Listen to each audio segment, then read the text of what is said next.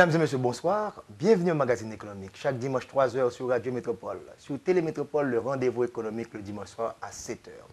Nous allons parler d'un petit pays, physiquement, mais quelle performance sur le plan économique et sur le plan social. Il s'agit de l'Estonie, un petit pays dans l'Union européenne. Pour le faire, deux invités. Georges Udico, conseiller honoraire de l'Estonie en Haïti, et Jean-Marie Raymond, ingénieur, professeur à l'Université d'État d'Haïti. Messieurs, merci d'avoir répondu à l'invitation. Vous êtes de l'Estonien? Estonien. Georges, comment vas-tu? Bien, merci. Merci beaucoup. C'est un honneur pour moi de participer à cette prestigieuse émission. Et en tant que consul honoraire de l'Estonie, c'est un plaisir pour moi de présenter. Ça fait combien de temps que vous êtes consul? Un peu plus de 3 ans déjà. 3 ans. Et c'est d'abord un pays qui a étonné le monde, qui a étonné l'Europe, puisqu'il est sorti d'une période difficile en 1992. C'est un pays qui, tout au début, toute la première partie du XXe siècle, a été presque un pays martyr, qui a été occupé par les Danois, occupé par les Russes, les Japonais, les Suédois d'abord, les Russes ensuite les Allemands pendant la Deuxième Guerre, et les Russes sont retournés jusqu'à 1992, où ils ont reconquis leur indépendance, et qu'à partir de ce moment-là, ils ont marché pressé, et ils sont arrivés à se mettre au niveau des pays les plus performants de l'Union européenne, dans un espace de un peu plus de 20 ans. Donc c'est une performance, et bon, je sais que vous êtes tous les deux très au courant de ce qui se passe là-bas. Vous avez même visité l'Estonie à l'occasion d'une mission et venant d'Haïti, donc c'est à peu près ça. Vous allez partager tout ça avec nous. Raymond Noël, vous connaissez bien ce pays. Qu'est-ce qui vous a emmené là-bas?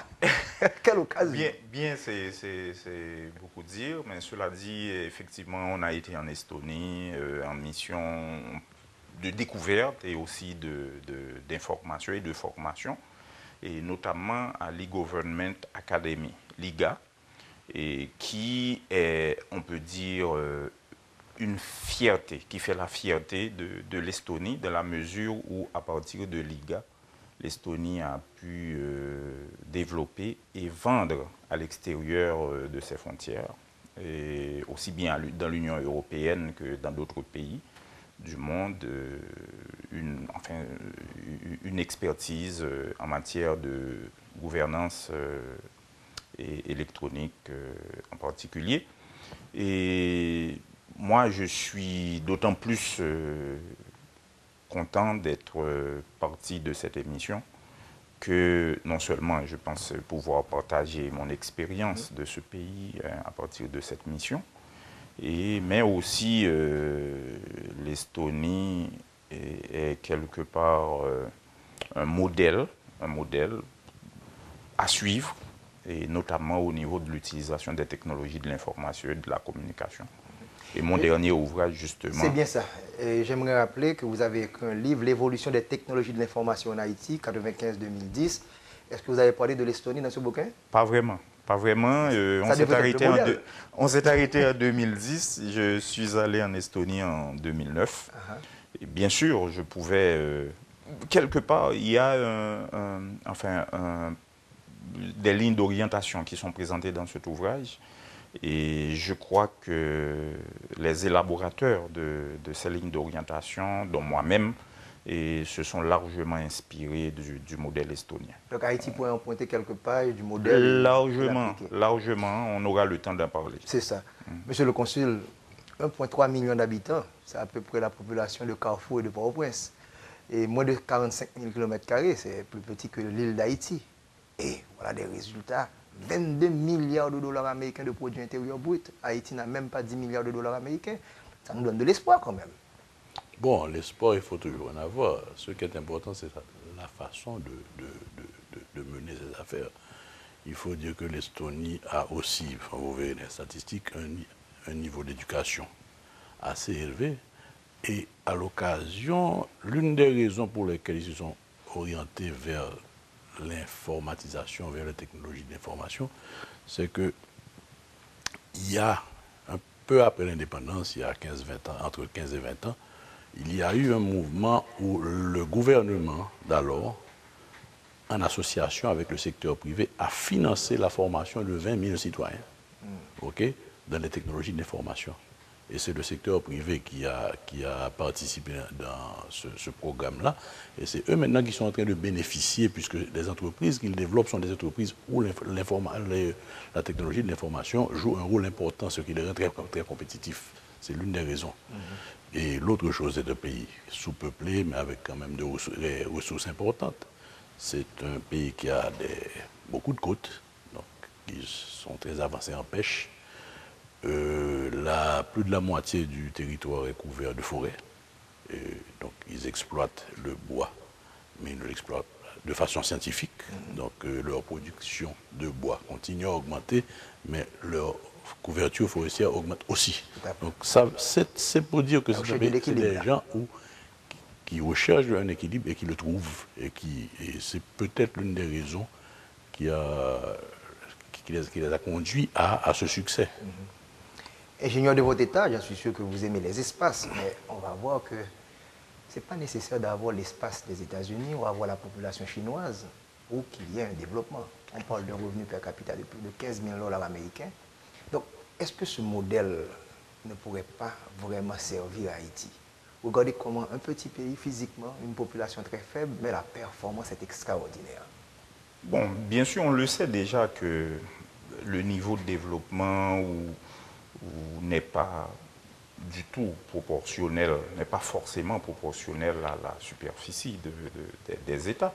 De toute façon, on connaît encore des États des plus petits, vous voyez, que l'Estonie, que Haïti, et qui donnent des performances économiques, sociales, extraordinaires, industrielles extraordinaires. Et tout est une question de... Enfin, moi, je suis keynésien. Ah bon, là, vous êtes dans le rendez-vous économique, donc vous fixez votre position. Clair. Moi, Moi, j'ai toujours dit que, surtout dans des pays qui sont au stade de développement d'Haïti, on a besoin, vous voyez, de cette main, on ne va pas dire invisible, on a besoin d'une main pour définir justement les orientations et pour quelque part contrôler le développement de certaines activités. Le consul vient de le dire très clairement. Regardez l'équation qui est mise en avant en Estonie. C'est un mariage, une conjonction des synergies entre le secteur privé, le secteur public, mais une conjonction qui est réglée. Vous voyez, ce n'est pas quelque chose qui est laissé, vous voyez, au gré des forces du marché ou bien au bon vouloir des uns ou des autres. Et il se trouve que malheureusement, chez nous, c'est souvent cette conjonction qui n'existe pas. Quand souvent il y a une instrumentalisation des rapports, vous voyez, entre le public et le privé, qui est malheureuse, qui est souvent dommageable. Dommageable pour l'économie et dommageable pour le développement d'un certain nombre de secteurs, dont le secteur des technologies de l'information et de la communication. Je ne m'y attendais pas, mais Raymond, pardon, nous a plongé maintenant dans les modèles économiques. Est-ce que voilà un pays qui est sorti d'un aspect, je pourrais dire, très occupé avec un État très fort, l'ex-URSS. Comment ça se trouve maintenant? Au centre ou encore c'est balancé vers la droite? Comment? Bon, du point de vue politique, c'est un pays qui a choisi le modèle libéral, le modèle utilisé en Europe généralement, où c'est un gouvernement à type parlementaire, avec un président de la République, avec des élections qui se font et périodiquement à l'heure, à temps. Donc ils se sont écartés de la Russie par rapport à... Tout à fait, puisque n'oubliez pas que l'Estonie fait partie, est à part entière de l'Europe. Okay? Ils sont entrés dans le Schengen pour l'immigration il y a déjà 7 ou 8 ans, ça fait 4 ans que la monnaie en cours, c'est l'euro. Et d'ailleurs, en 2018, c'est l'Estonie qui va présider l'Europe. Donc ils sont, c'est pas que ce soit des gens adhérents. Un petit pays de 1,3 million, pas dire à l'Allemagne, pas dire à la France, de plus de 60 millions. Quoi faire? Et c'est ça la démocratie. Et ils ont la capacité pour le faire. Tout à fait. Ils ont la capacité parce qu'ils ont fait leurs preuves. C'est-à-dire c'est un pays qui s'est d'abord lancé dans l'organisation du pays. Par exemple, le cadastre que nous demandons ici depuis 200 ans, le cadastre de l'Estonie est informatisé au centimètre carré près. C'est-à-dire qu'ils savent exactement ce qu'il y a dans un territoire, à qui il appartient, qu'est-ce qu'ils vont en faire. La population, la même chose. La population est inventoriée et avant la naissance. Étant donné qu'ils contrôlent aussi le système de santé, quand une femme porte un enfant, son enfant est identifié. Et l'enfant naît identifié. Donc c'est des gens qui ont pris l'option de l'organisation. Toute la traçabilité. Et à partir de là, ils reposent sur cette base solide et essaient maintenant d'avancer et avancent vers la modernité. Sachez que c'est un pays classé au niveau de compétitivité en 34e position sur 144 pays.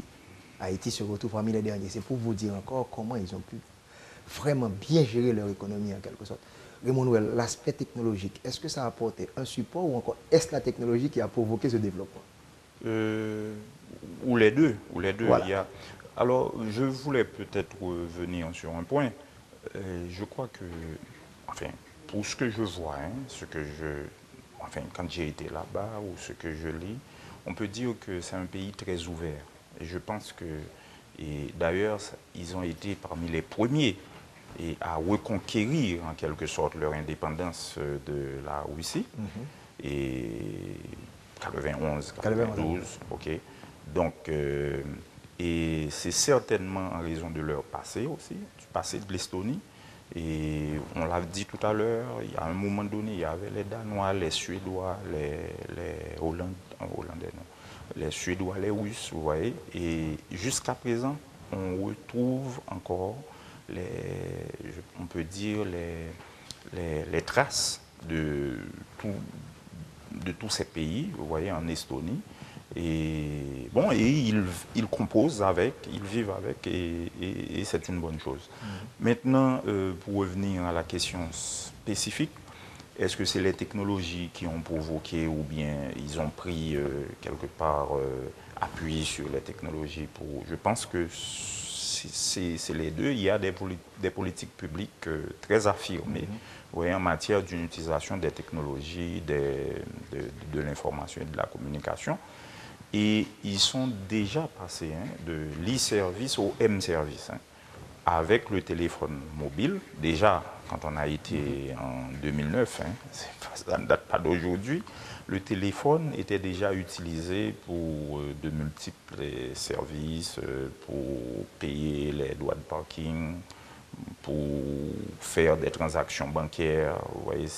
Et ils avaient leur carte d'identification était pratiquement la carte de crédit, le passeport, la carte d'identification nationale, la carte électorale, vous voyez, à travers un seul gadget, vous voyez, ils réussissaient à mettre tout ça. Mais bon, c'est pas. Il faut comprendre que l'objectif derrière tout ça, c'est le service aux citoyens. C'est la qualité de vie des citoyens qui est recherchée. On parlait tout à l'heure de la santé, vous voyez. Il se trouve que moi, j'ai été par hasard à un hôpital estonien, vous voyez, alors que j'étais là-bas. Mais il fallait voir avec quelle rapidité j'ai été accueilli et servi, vous voyez. Et puis, tout était numérisé. Et à la sortie, j'ai eu droit à un fichier, vous voyez, en bonne et due forme.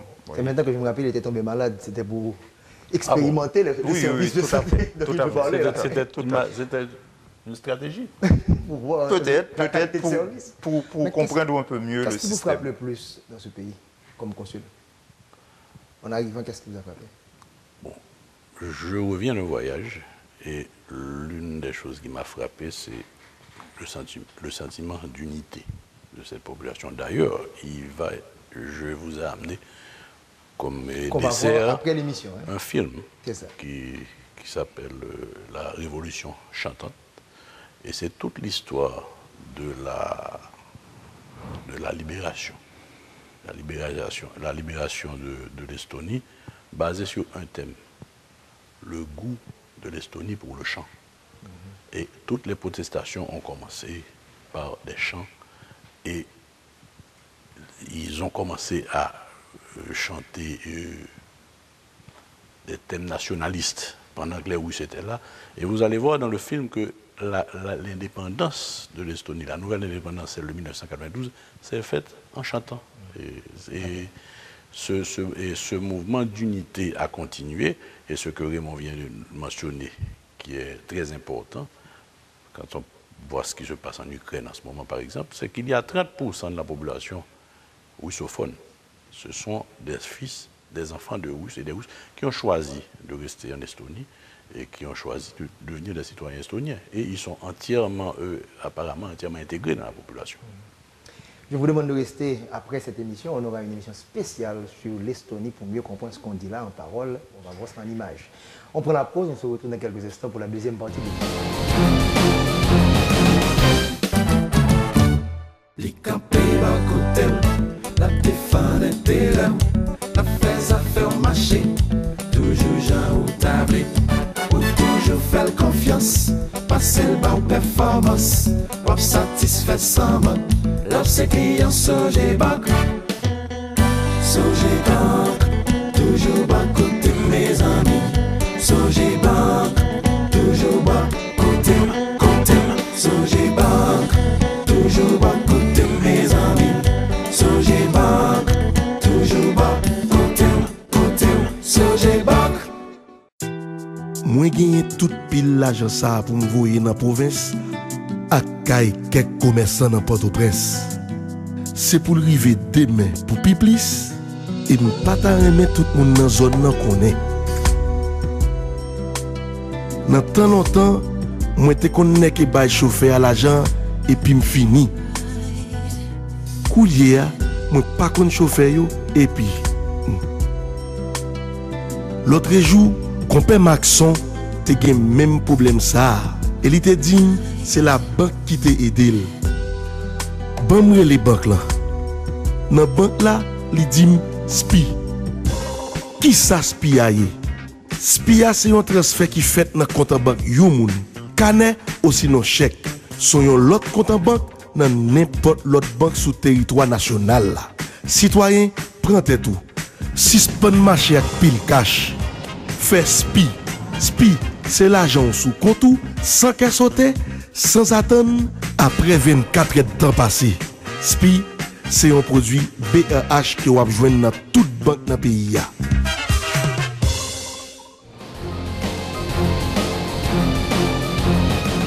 Je vous rappelle que vous suivez le magazine économique sur Radio Métropole chaque dimanche à 3h et sur Télémétropole, le rendez-vous économique. Nous parlons de l'Estonie, un petit pays européen qui a fait des bonds extraordinaires en très peu de temps, ce qui donne l'espoir à ce pays. On parlait de 1,3 million d'habitants. Sachez que la taille de marché de l'Estonie est beaucoup plus grande que la taille de marché d'Haïti qui possède 10 millions d'habitants. Ça s'explique par le pouvoir d'achat. Donc vous voyez pourquoi dans ce pays, il faut bien comprendre, ce n'est pas simplement avoir une population, mais il faut que l'on puisse donner la possibilité à ce pays. 22 milliards de dollars américains, le produit intérieur brut. Lorsque vous arrivez dans ce pays, est-ce que la pauvreté est là? Qu'est-ce que vous voyez? Vous avez eu des réunions avec les autres consuls. Quelles sont les relations qu'on pourrait développer également avec ce pays pour puiser de ce modèle?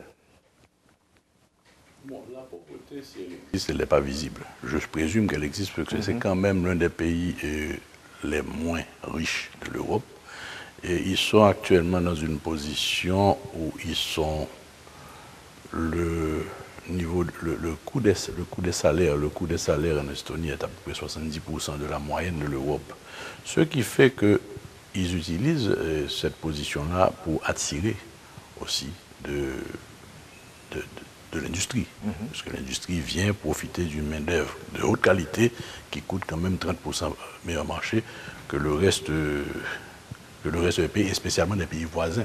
Puisqu'il ne faut pas oublier qu'on a oublié de parler de la position géographique de l'Estonie.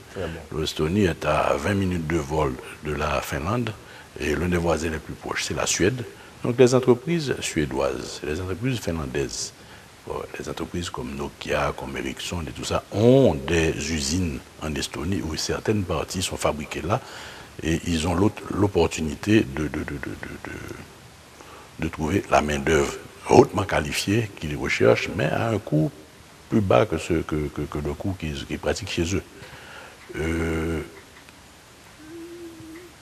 Au fait, ils ont développé cette économie dans un positionnement économique. Ils se sont mis mieux que les pays où la main-d'œuvre est à bon marché, mais qui est pas qualifié, mais assez bon marché pour travailler pour le reste de l'Europe. Je pense que c'est une stratégie qu'ils ont développée. Et c'est bon d'avoir des voisins comme les Suédois, les Finlandais, un pouvoir d'achat extrêmement élevé. Surtout quand ils sont des voisins très proches, où les coûts de transport sont presque rien. Il a pu aller en Finlande pendant qu'il était en Estonie, juste tout à pendant fait, une journée. Sur un ferry, en traversant un bras de l'Adriatique. Exactement. Donc pour le tourisme, c'est facile également pour eux. L'autre activité qu'ils ont développée énormément, c'est le tourisme, puisque pendant l'été, les croisières les plus prisées sont les croisières de la Méditerranée et les croisières de la mer Baltique. Mais dans la Baltique, Tallinn, qui est la capitale de l'Estonie, est devenue l'arrêt de choix de ces croisières-là. Il faut dire que la capitale que vous avez visitée, tout le cœur de la capitale, c'est une ville médiévale du XIIe siècle. C'est ça.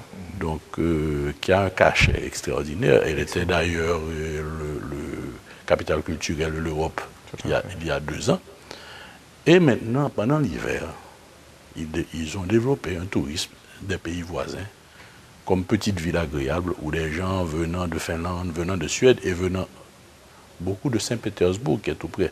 Les anciens occupants sont devenus les touristes et qui viennent visiter l'Estonie. Donc ils ont largement développé leur tourisme aussi. Tout à fait. Raymond Noël, puisque vous parlez de technologie pour Haïti comme source de développement, on parle de tourisme. Qu'est-ce qu'on peut vraiment utiliser comme secteur porteur pour Haïti? Et dans ce livre, qu'est-ce que vous avez attiré notre attention pour nous Haïtiens? Bon, il est clair que ce secteur est un secteur excessivement porteur, aussi bien pour l'Estonie, pour d'autres économies, que pour Haïti. Encore faut-il que nous devions nous placer en situation de pouvoir exploiter les opportunités, vous voyez, qui sont induites par cette technologie. Il y en a plein, mais si nous... Par exemple, moi j'ai toujours dit qu'il nous faut une volonté publique affirmée en faveur de l'utilisation de ces technologies. Il faut un engagement, vous voyez, au-dessus de la moyenne, si nous voulons effectivement que ces technologies puissent être utilisées au bénéfice de la population haïtienne. Regardez, le consul vient de le dire, le miracle estonien n'est pas...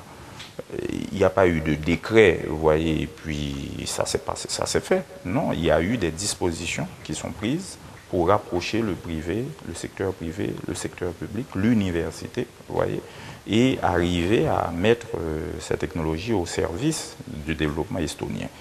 Par exemple, ils ont des modèles extraordinaires. Ils ont, par exemple, ce qu'ils appellent le Conseil de l'informatique. Le Conseil de l'informatique, c'est un forum, c'est un groupe étatique, vous voyez, où l'État et le gouvernement, je peux dire, est présent à 50%. Mais on retrouve aussi bien l'université, vous voyez, le secteur privé des affaires, et puis d'autres acteurs de la société, des utilisateurs, les grands usagers. Mais il faut justement que ceci ne soit pas constamment empreint de politique aérienne. Vous voyez, souvent, il se trouve malheureusement dans notre pays qu'on enrobe toutes les initiatives, vous voyez, qui peuvent être des initiatives à caractère développemental ou développementiste, vous voulez, on l'enrobe de politique. Et quand on dit politique, politicienne, vous voyez, et ça détruit des velléités, ça détruit vous voyez, même... Georges Dicot parlait d'unité. Est-ce que dans l'histoire de la technologie en Haïti, est-ce que ce manque d'unité a provoqué cette faiblesse que nous avons aujourd'hui dans l'indice de développement sur le plan technologique en Haïti? Bon, de manque d'unité, peut-être, mais il ne faut pas sous-estimer je peux dire, d'autres paramètres qui sont des paramètres de base. L'éducation, par exemple. Okay.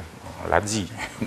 Et l'Estonie, c'est un pays avec un niveau d'alphabétisme excessivement élevé, vous voyez, et puis il y a eu cet investissement dans la formation des jeunes, le consul en parlait en début d'émission, Vous voyez, donc il n'y a pas de miracle, justement. Si on veut s'engager véritablement dans la voie, il y a des investissements qu'il faut consentir. Mais la technologie aurait pu permettre de réduire le problème d'éducation. La technologie peut aider à réduire certaines déficiences. On connaît bien dans le secteur de l'éducation, on n'a pas suffisamment d'enseignants, on le dit. Il n'y a pas de supervision, de système de supervision, on peut dire, suffisant aujourd'hui au niveau du système. On vient de le voir, ces technologies peuvent être mises à profit, vous voyez, à différents niveaux pour réduire justement ce déficit d'enseignants, pour renforcer la supervision, pour rapprocher, pour renforcer le contrôle du ministère, si vous voulez, sur le système. Mais encore faut-il que, vous voyez, on ait des politiques éclairées, vous voyez, des politiques, je veux dire, qui ne soient pas enrobées de cette politique politicienne qui nous tue. Georges, et je voudrais ajouter un petit détail qui n'en est pas vraiment un, c'est assez important. C'est le rôle de la diaspora estonienne dans ce mouvement de relance du pays. Le président actuel, par exemple, c'est un Américain, puisque tous ces gens-là ont vécu pendant des années dures, ont vécu en exil. C'était un psychiatre aux États-Unis qui est rentré au pays après l'indépendance, qui est devenu d'abord l'ambassadeur aux États-Unis, ensuite ministre des Affaires étrangères, et actuellement, c'est le président. Et c'est le premier vendeur du pays sur le marché international. Il vend cette exportation de technologies, de connaissances technologiques, et il est à la pointe de ces contacts internationaux. Et si tu veux parler de l'éducation, c'est assez étonnant que depuis peut-être 4 ou 5 mois que l'Estonie ait un Premier ministre de 32 ans. 32 ans? Ouais. Très éduqué, qui a déjà fait une carrière et qui est devenu Premier ministre. Et le Premier ministre passé vient d'être élu à l'Assemblée de l'Union européenne. Il a été remplacé par un monsieur de 32 ans qui a toutes les qualifications pour prendre ce rôle. Comme témoin et privilégié, l'état des relations entre les deux pays aujourd'hui, l'Estonie et Haïti? Bon, l'Estonie et Haïti, nous sommes très éloignés. Il y a des petits contacts de temps en temps. Le contact le plus important, je pense, est celui auquel vous avez tous les deux participé. Tout à fait. C'était une mission venant de Haïti. Je crois que vous étiez une mission de 10 personnes. À peu près? Non, un peu plus. Un peu plus. On était 14-15. 14-15 personnes, et avec des expertises diverses qui avaient participé. C'était sous le gouvernement de Michel Pierre-Louis? Michel Pierre-Louis. C'est ça. Et avec où vous avez visité, entre autres choses, le e-Governance Academy, qui est On nous a ouvert le gouvernement. Oui. Et qui... Dans les salles même. Oui, au conseil des ministres. Et ces gens, cette académie, qu'est-ce qu'elle fait? Elle donne des conseils, à des pays qui en ont besoin pour la technologie. On a eu récemment, d'ailleurs, la visite d'un des fondateurs de l'académie, qui a participé au forum sur les technologies organisé par le gouvernement il y a à peu près 2 mois. L'un des speakers, si on peut dire, est un monsieur qui est l'un des fondateurs et l'un des dirigeants de cette académie-là. Donc il y a des petits contacts, mais ils sont très limités jusqu'à présent. Yvan Talot, alors. Oui, effectivement. C'est M. Talot. Talot, oui. Au fait, on était bien parti pour des relations extrêmement, je veux dire, fortes entre Haïti et l'Estonie. C'était en 1929, notamment au niveau de la gouvernance électronique. C'était en 2009, pardon. Oui, en 2009. Et il se trouve que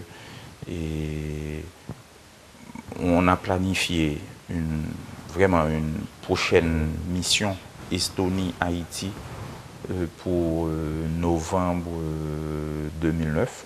Et puis il y a eu... Il y a arrivé par la suite. Il y a eu le Parlement qui a... Il y a le changement de Premier ministre. Le changement Michel Pierre-Louis. Et maintenant, malgré tout, on est arrivé à garder les contacts et à reprogrammer cette mission de novembre 2009 pour la deuxième semaine du mois de janvier 2010.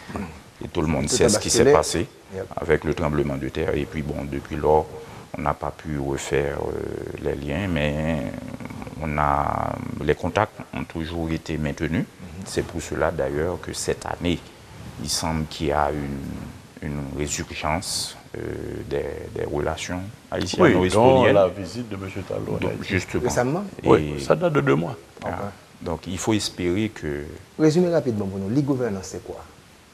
Bon, c'est l'utilisation, si vous voulez, on peut simplifier, pour dire c'est la mise des technologies de l'information et de la communication au service de la cohésion gouvernementale, permettre que le gouvernement travaille de façon plus cohérente, au service du rapprochement du gouvernement avec les citoyens, vous voyez, au service du renforcement de l'efficacité de l'administration.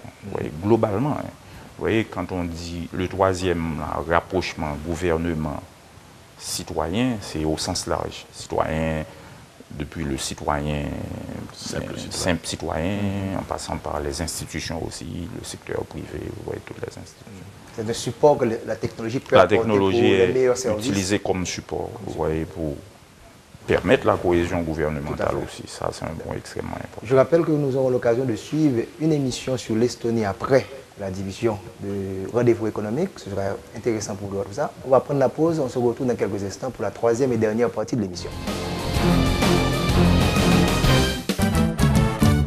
Les campés bas côté, la défense intérêt, la fais affaire marché, toujours gens au tablé, ou toujours faire confiance, passer le bas performance, pour satisfaire sans manque, leurs clients Sogé Banque, Sogé Banque, toujours bas côté mes amis, Sogé Banque, toujours bas côté, Sogé Banque, toujours bas côté mes amis, Sogé Banque, toujours bas côté, Sogé Banque.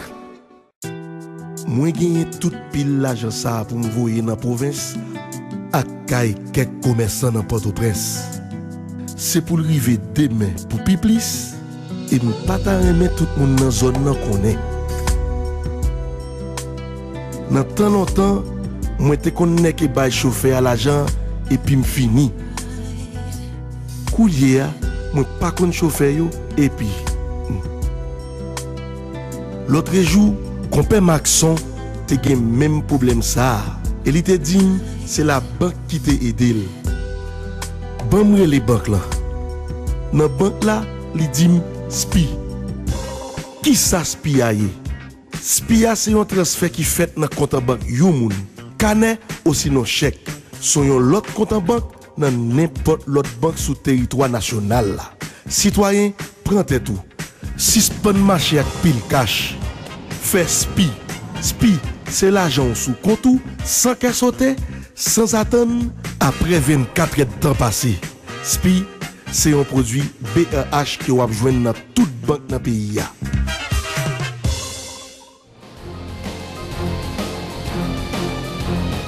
Vous suivez le magazine économique sur Radio Métropole, chaque dimanche à 3h, Télémétropole, le rendez-vous économique le dimanche soir à 7h. On reprend cette émission le mercredi matin après Le Point et samedi après-midi à 2h. Donc, vous pouvez certainement revoir cette émission. Mais après le direct, vous pouvez dire de dimanche, on aura la possibilité de voir une émission spéciale sur l'Estonie. Nous avons le plaisir d'avoir le consul honoraire, M. Georges Dicourt, quelques informations, à savoir un petit pays de 1,3 million de personnes, mais on doit voir qu'est-ce qui provoque cette performance. La sophistication au niveau des affaires, comment on gère les business. 4,2 sur 7. L'innovation 3,9. Ce sont des choses qui font la différence en compétitivité. Donc ce n'est pas simplement la technologie, mais c'est l'éducation, c'est l'innovation. Ça fait une grosse différence. Évidemment, l'éducation fait toujours la plus grosse différence. À la base, on peut construire. À partir de cette éducation-là. Maintenant, la cohésion aussi, dans le projet de société qu'ils ont est très cohérent, il est très bien guidé, très bien dirigé. Et en troisième position, comme le disait Raymond tout à l'heure, l'attention qu'ils ont mise à l'utilisation des technologies pour rendre les performances du gouvernement beaucoup plus efficaces. C'est-à-dire le gouvernement lui-même plus efficace. Pour atteindre les objectifs. Pour atteindre les objectifs. Et je crois que c'est la base de tout ça. Et puis une ferme volonté de se mettre à niveau et une ferme volonté de ne pas retourner en arrière, surtout. Parce que c'est un pays qui a quand même, on va le voir dans le film, c'est un pays qui a été un pays martyr, mais qui a décidé de ne pas se morfondre dans son ancien état de martyr et de relever la tête et d'aller de l'avant. Et ça, c'est une décision où on a l'impression que tout le monde est d'accord. OK? Et c'est probablement le moteur de ces grandes avancées des 20 dernières années. 1,3 million de personnes sur plus de 40 000 km², ça doit avoir une densité très faible. Mais comment ils organisent l'espace? Comment sont les villes, les départements? Comment ils gèrent? Bon, il n'y a pas beaucoup de villes, vraiment. Il faut dire que de ces 1,3 million, la capitale, Tallinn, a déjà presque 500 000 habitants. Et c'est la capitale économique, c'est la capitale touristique, c'est la plus proche des pays scandinaves. Maintenant, la deuxième ville est la ville universitaire. Qui est plus petite. Une ville universitaire. Ouais, c'est la ville où se trouvent toutes les structures universitaires. Et ils ont des universités, de grandes universités où on enseigne en estonien et en anglais. Et où ils reçoivent, ils reçoivent une certaine quantité, un certain nombre d'étudiants étrangers qui viennent principalement d'autres pays de l'Europe et se former en Estonie. Mais Tartu, qui est la deuxième ville, est dirigée vers la formation, vers l'université. Ce sont les deux grandes villes importantes. Après ça, il y a des villages, il y a de grands espaces. Et n'oubliez pas que c'est un pays où il y a beaucoup de forêts. Et qui a la particularité d'être aussi un pays très plat. Le plus haut sommet ne dépasse pas 300 mètres. Ah, on pourrait leur donner quelques montagnes. Oui. On en a avant. Hein? Ça fait une différence. Oui. Connaissant la soif des jeunes Haïtiens, il n'y a pas un ou deux Haïtiens étudiants là-bas en anglais? Pas encore. J'espère que je ne vais pas provoquer vraiment une inondation chez vous, mais je suis sûr qu'ils seront intéressés. Et là aussi, une particularité de l'Estonie dans l'éducation, c'est qu'à part le fait qu'il y ait 30% des gens qui parlent russe, ils sont obligés d'étudier dans la langue du pays et dans une des deux langues officielles de l'Union européenne, l'anglais ou le français. Ah bon? Oui. Mais en général, ils s'orientent principalement vers le français. Donc c'est quelque chose qui étonne. Quand on les entend parler entre eux, on ne comprend rien à ce qu'ils disent. Leur langue, c'est à peu près la même langue que les Finlandais. Il y a certaines différences, mais entre eux, ils se comprennent. Mais chaque fois qu'on adresse la parole à quelqu'un en anglais, il répond. Tout à fait. Donc là aussi, ça fait pas rencontré des problèmes lorsqu'on était là-bas. Hein? Ça fait partie du niveau d'éducation aussi. Donc, pour les glottes, ça ne dérange pas. Entre l'indécision politique et le flou juridique. Dites-nous quelque chose, parce qu'il faut quand même faire la promotion du livre. Oui, mais on parle de technologie en Estonie, mais Haïti, comment sortir? Oui, alors, je l'ai écrit justement pour qu'on n'ait pas à refaire du chemin qui est déjà fait. Parce que je sais qu'on est des spécialistes de reproduire les mêmes erreurs. Oui, on dit toujours qu'on est à l'an zéro, on croit toujours qu'on est à l'an zéro. Je n'ai pas voulu justement que dans ce domaine, on reproduise ce schéma. Et bon, entre l'indécision politique, c'est une façon de dire qu'il y a des décisions qui n'ont pas été prises pendant toute la période 1995-2010. Il y en a eu qui sont quand même prises, hein, et parfois même des décisions très heureuses, on peut dire. Mais la plupart n'ont pas été prises, ou bien il y en a qui ont été mal prises. Vous voyez, en finale, moi je considère qu'il n'y a pas eu les décisions, vous voyez, qui pouvaient véritablement booster ce secteur et le mettre en quelque sorte au profit de la croissance économique, au profit du développement humain, tout simplement. Vous voyez, et puis le flou juridique, jusqu'à présent, on attend encore un cadre régulateur, un cadre juridique pour le secteur. Vous voyez, et les surprises, on va en avoir. Vous voyez, et on a vu récemment, hein, n'est-ce pas, et avec le blocage des applications là, sur les Viber ou Magic Jack ou autres. Et on en aura d'autres, parce que tout simplement, on refuse de comprendre qu'il faut que les règles du jeu soient définies. Vous voyez, on n'a pas cessé de le dire, depuis 1995, on a vu pas mal de propositions de loi vous voyez, qui sont passés, mais jusqu'à présent, on attend encore ce cadre légal qui définit un certain nombre de règles du jeu. Soyons clairs que le cadre légal qui va être adopté peut être dépassé le lendemain même, parce qu'on n'arrête pas le progrès technologique, on le sait. C'est un secteur qui évolue excessivement, mais au moins ça peut déjà limiter les dégâts.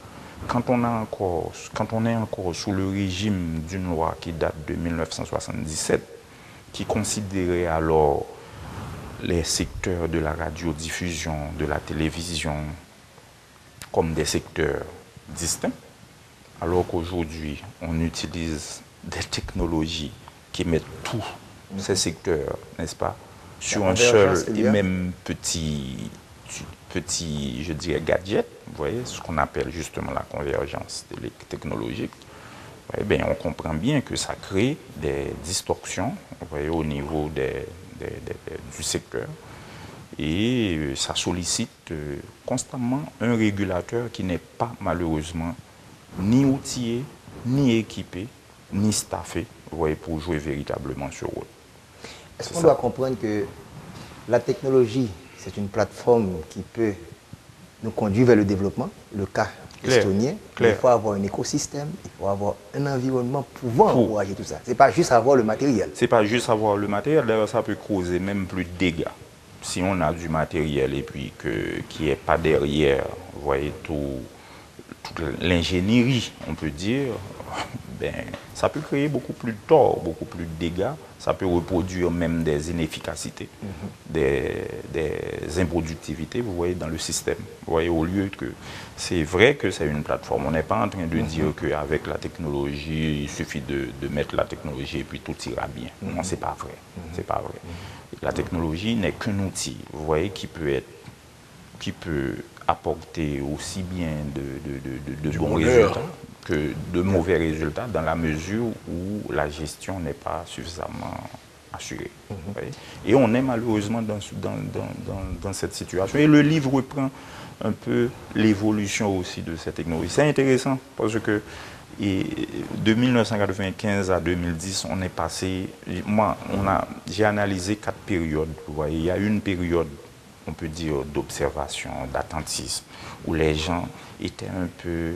n'y croyaient pas encore. Ouais. Est-ce que c'est vrai? Est-ce trop beau pour être vrai? C'était entre 1995 et 1998. Et puis ensuite, il y a eu ce boom. Vous voyez, cette période de 1998 à 2002, on a vu une population qui a commencé à y croire et a commencé à utiliser ces technologies avec le développement des cybercafés, vous voyez les premières applications du Voice over IP, tout ça. Et puis aussi le travail du groupe Croissance. La caravane technologique, les fauteuils, vous voyez tout ça. Et puis ensuite, on a eu une période, je dirais, de décélération. Vous voyez, c'était entre 2002 et 2005. On peut dire GNB, opération GNB. Le politique, ça a dérangé. Et puis, alors que c'est cette période, justement, qui a permis à beaucoup de pays de faire des sauts qualitatifs extraordinaires en 2002 et 2005, avec notamment les discussions sur la gouvernance de l'Internet, sur le sommet mondial sur la société de l'information, et patati et patata. Beaucoup de pays ont profité de cette période. Pendant qu'on se bat entre nous, les autres évoluent. Et puis, bon, il y a eu la dernière période, 2005-2010, où on a commencé à ressortir la tête de l'eau, avec notamment l'arrivée de Comcel, l'arrivée de Voilà en 2005, et puis le phénomène. Donc dans le livre, vous avez pris par période et montré exactement... Au fait, j'ai montré un peu l'évolution, et puis oui, on peut dire les 4 chapitres sont quelque part et décrivent un peu cette évolution. Et puis bon, le dernier chapitre justement qui dit il faut construire sur ce qui existe. C'est un appel justement à ne pas se laisser entraîner par ce déni de capitalisation dont on est pratiquement... on veut toujours recommencer. On veut toujours recommencer au lieu de capitaliser sur ce qui existe. Yeah. Et Georges Dicot, on va voir un film après cette émission qui va nous montrer ce pays qui a fait un travail extraordinaire.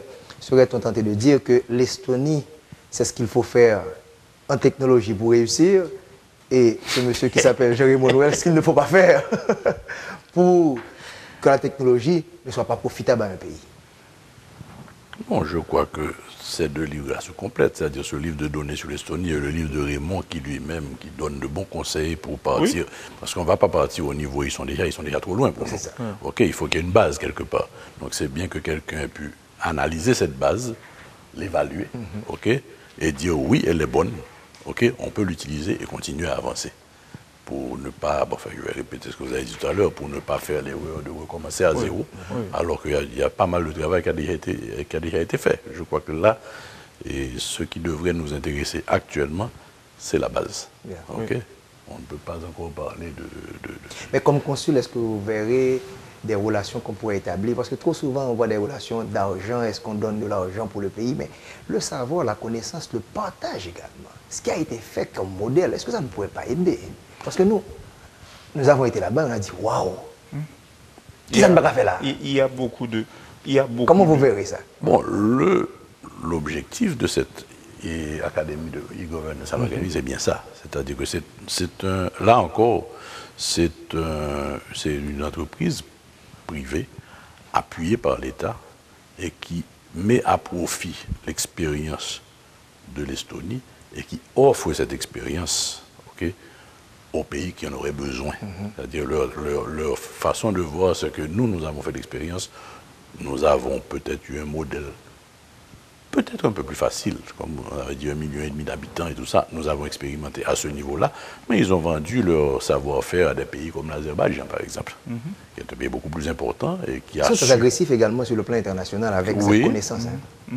Et ils ont vendu leurs connaissances pour certains projets en Chine. Donc l'exportation de leurs connaissances ne s'est pas arrêtée aux voisins limitrophes. Et Haïti, d'ailleurs, comme Raymond l'a rappelé tout à l'heure, Haïti a eu des contacts ces 10 dernières années avec l'Estonie, excepté qu'on n'est pas arrivé à conclure jusqu'à présent pour savoir dans quel domaine il pourrait nous aider en quelque part. Non, il y a une passerelle de coopération, je dirais, qui est toute tracée. C'est au niveau de la gouvernance électronique. Il y a déjà justement des initiatives qui ont été entreprises dans ce domaine qu'il faut raviver, qu'il faut renouveler. Il y a du côté local, j'ai suivi en tout cas de loin et toutes les peines qu'on a à développer ce projet d'e-gouvernance que le GETIC, enfin la commission présidentielle, le groupe de travail sur les technologies de l'information et de la communication mise en place par le président Préval, avait commencé à négocier avec la BID, ce projet d'e-gouvernance, et qu'après le séisme, on a bien compris que ce projet avait toute son importance, pour d'une part suivre les projets de reconstruction, c'est-à-dire on devait avoir une sorte de plateforme, comme ça existe en Estonie, à travers laquelle tous les projets peuvent être suivis. Ce projet d'e-gouvernance devait aussi permettre que le gouvernement travaille de façon plus cohérente. Ce qu'on a vu en Estonie lorsque on a été reçu au Conseil des ministres, au fait il n'y avait pas de ministre, c'est nous qui étions ministres à ce moment-là. C'est amusé dans la salle. Oui, mais il y avait une salle où justement au Conseil des ministres estoniens, il n'y a pas de papier. Tout est électronique et les dossiers, vous voyez, sur lesquels les débats vont porter, vous voyez, les comptes rendus, tout ça, chaque ministre disposait de son portable, vous voyez, et puis les discussions se faisaient et les comptes rendus se faisaient automatiquement. C'est des choses qui étaient imaginées, si vous voulez, dans le cadre du projet d'e-gouvernance au niveau local. Au niveau local, renforcer donc la cohésion au niveau du gouvernement. Ce projet prévoyait notamment, et un point important, un certain effort au niveau de l'administration publique pour avoir des adresses électroniques, vous voyez, qui soient plus institutionnelles. Il est difficile de prendre qu'un président ou que le président ait une adresse en Yahoo, ou un premier ministre. Non. Donc, justement, ce projet prévoyait justement le développement du point gouv de la zone, .gouv.ht, .gouv.ht, vous voyez, de façon à permettre que... la fluidité des communications. La fluidité des communications, merci Georges. Et donc tout ceci était... Mais, enfin, de l'extérieur, on peut dire que ce projet n'a pas connu le développement qu'il devait avoir.